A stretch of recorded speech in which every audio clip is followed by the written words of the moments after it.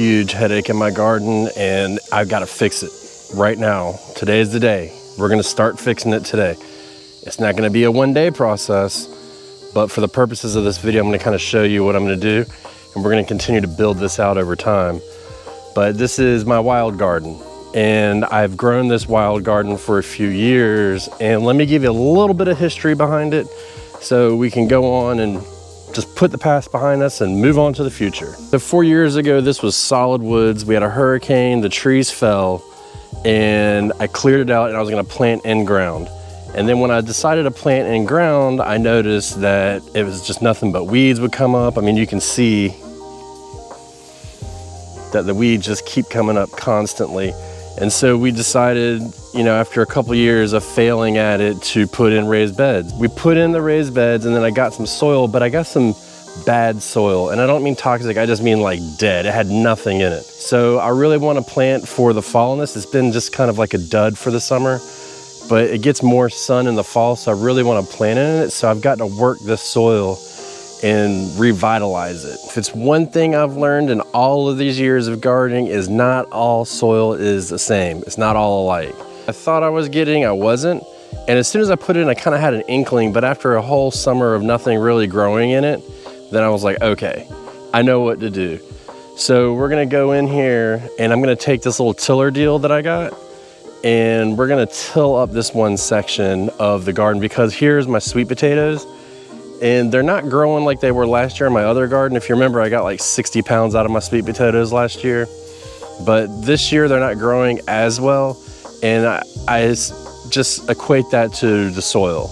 And the same over here. This is the garden bed that we're gonna work on, and we're gonna till it up and work some good stuff into it.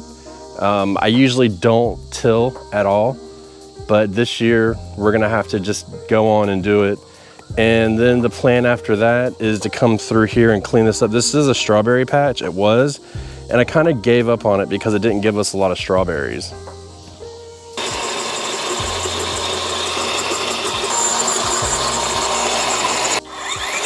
The first time I've ever used this, and it seems to be working pretty well. It's nice and quiet and it's light. And honestly, I'm not sure if you can hear me over it, but in my head, it's nice and quiet, but it's working really well because it's just chopping that top layer up. And since I mulched so heavily, which was kind of my plan, it kept the weeds down. And not only that, you know, now that I'm tilling it all back into the soil, it's gonna feed the soil and continue to break down. And that was step one. As soon as I knew that it was bad, that was the first step that I did. So the goal by the first pass is just to kind of chop everything up, mix that mulch back into the garden, and then we're gonna break the bank. We're gonna break our little piggy bank that we've been making. If you remember the last video, we started making compost for next year. Well, this is the compost that we made over the winter, and we've been saving it for this exact moment. This stuff has aged nicely and ready to be used. And a common question I get is, how much compost? And the quick answer to that question about how much compost is as much as you can, especially if you have a situation like I do where the soil is just really thick and, you know, unworkable. It's kind of dead. It doesn't have a whole lot of nutrients in it, a whole lot of flavor. I like to call it flavor for the garden because it is food. Essentially, this is what really helps get it back in. And just because we're composting doesn't mean that we don't need to add more mulch. So I'm gonna get a little chunk of this hay. Now I do need to correct myself. The one thing is, it's not hay, it's straw, okay? Hay has a lot of seeds in it, straw doesn't. So let me just clarify that. This is one of those things that's helped me on my progress in this bed over the year. First two beds are the ones I'm gonna be focusing most for fall, and I'm contemplating actually putting a low tunnel over them to kind of boost the production. I don't really need it in my area, but you never know.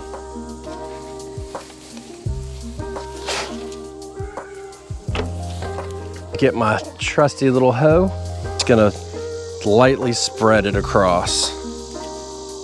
Gotta take a second and think to myself, with modern day tools, power tools, you know, shaped metal and stuff like that, gardening is a lot easier than it used to be, and it's still hard. There's nothing really overly simple about gardening. I mean, if you paid somebody else to come in and do all the work for you, of course it would be easier. But even still, we're managing problems all the time and trying to kind of stay ahead of the weather and the seasons and whatnot. And, you know, depending on how you're doing it, you know, like here in my homestead, we're making compost and raising chickens and growing food and trying to expand. And then a level of complexity comes in when you're not trying to break the bank, which is what we're doing. And so, you know, making our own compost is a level of that. And it seems like every year we buy, like I always buy bags of compost as well as make my own compost because we require a lot, and we're still working our way up to get to the level that we need. But like I have a bag of compost over here that I was going to put in, but I didn't think I needed to, and I was incorrect about that. So we're going to probably add that as well. I want to see how well this mixes in and what it looks like, because if you look at it, you can see a clear difference on where the compost is versus not. So that's where the soil was, and that's the compost up here. So obviously this is drier, and that's okay, and that will lead it to being a little bit lighter, but you can even look at the texture of it. I mean, look at this. Look at that rock. Joking. So if you look at it, I mean, you can see the sand in it and stuff like that. And then if you come here, I mean, look at this. You can see that it's not sandy, it's composted material and it's thicker.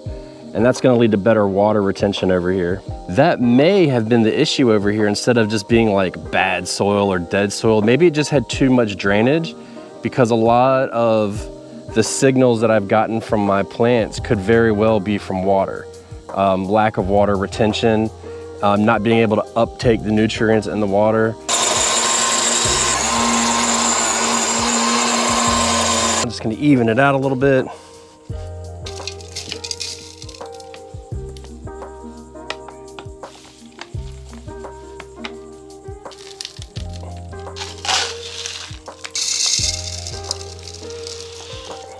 I'm a big believer in adding a boost at the same time as doing this to my garden of nutrients. So I'm using my mixture of 10-10-10 fertilizer, blood meal, and bone meal. And the reason why I use more blood meal in this one because I plan to put more greens in, and blood meal is a lot of nitrogen. So it'll kind of give it that more of a boost. And the bone meal will help with the root vegetables and stuff like that. So we add this to it at the same time. And then as we go through and we plant, we're also gonna add more compost and more fertilizer into each hole just to kind of give it that boost, because we wanted to get it, you know, energized and get going. But this right here, right now, will end up getting it so that the soil is ready and it's totally full of nutrients and ready to go. And then the next bit that we give will be the backup behind it. Things to be clear about is, one, I generally practice minimal till. I don't call it no dig or no till. It's minimal, so I will if I have to, i.e. what just happened. And two, the goal now is to go in and clean up that bed in the front and see if we can salvage our strawberries, but not overly concerned about it. And then the other thing is, make sure that if you're watching this video, you know what you need to do in your garden and take the steps to actionable in order for you to either have a good fall garden or even a banger spring garden. So a little bit of work goes a long way.